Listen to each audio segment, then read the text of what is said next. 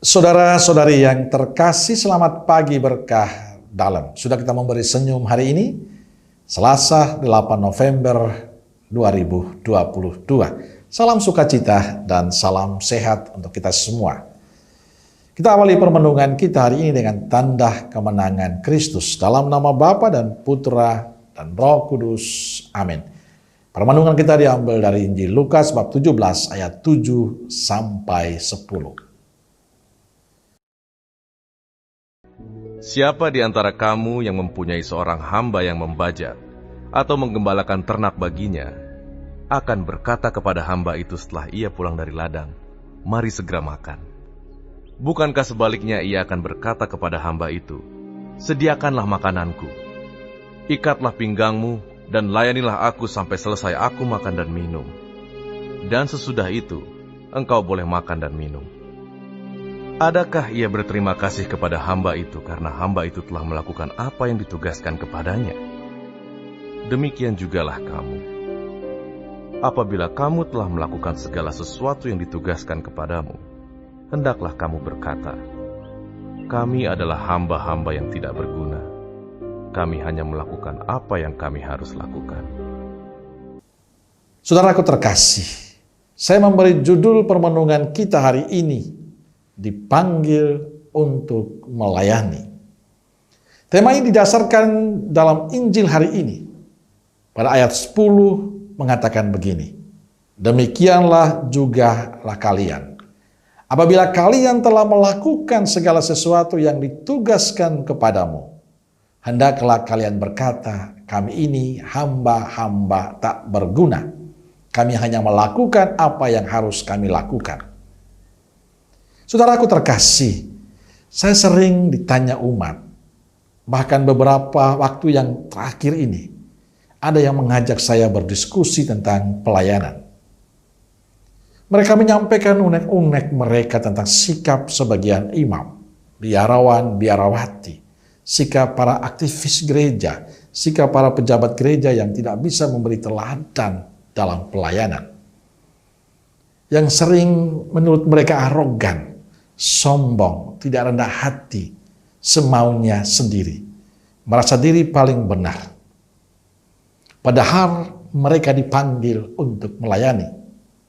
Kenyataan bukan menjadi hamba, tapi menjadi bos. Pertanyaan ini atau undang-undang ini sebenarnya menurut saya lah untuk saya pribadi. Bagi saya, unek-unek mereka adalah sapaan cinta mereka pada saya sebagai imam dan juga banyak imam yang lain, biarawan, biarawati, para aktivis gereja. Dan saya senang mendengarkan unek-unek mereka ini. Mereka jujur mengatakan tanpa ada kepentingan apapun selain memiliki cinta untuk kami, para imam dan kita semua, para aktivis gereja. Mereka mengharapkan gembalanya mau melayani dengan baik dan rendah hati, tanpa ada keinginan untuk terkenal, tanpa ada keinginan diakui dan dipuji-puji. Sekali lagi, inilah cinta mereka.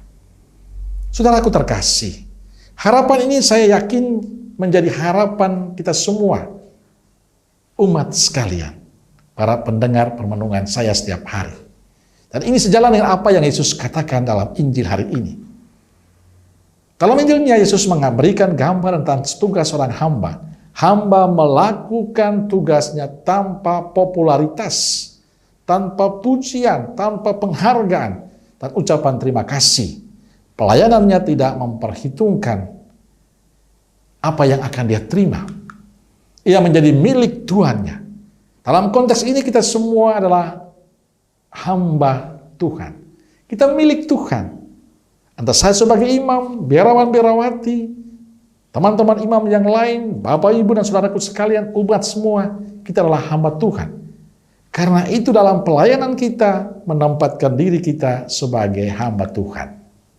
Artinya kita menjalani pelayanan dengan rasa syukur, bahwa kita dilayakkan dan diberi penghormatan untuk mengabdi Tuhan. Kita melakukan segala sesuatu bukan untuk manusia, tapi untuk Tuhan. Saudaraku terkasih, pelayanan kita untuk Tuhan, maka kita tidak perlu marah, tidak perlu kecewa, bila tidak ada orang yang mengingat nama kita, tidak ada orang yang memperhitungkan dan menghargai pelayanan-pelayanan kita. Bahkan orang bisa saja menghina dan menyalahkan semua pelayanan kita. Ingat, kita melayani bukan untuk mendapatkan penghargaan dari manusia, melainkan sebagai ungkapan syukur atas berkat Tuhan yang kita terima.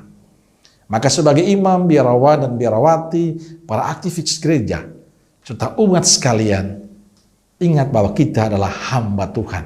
Panggilan kita adalah panggilan untuk melayani Tuhan.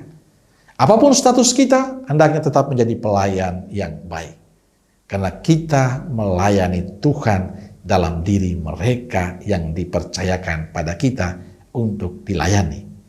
Dan saya berharap semoga di wajah dan pelayanan kita, orang menemukan kasih dan pelayanan Yesus. Amin. Semoga Allah yang Maha Kasih memberkati saudaraku sekalian, Bapa, Putra, dan Roh Kudus. Amin. Keluarga Kudus Nazaret, doakanlah kami. Amin. Berkah dalam.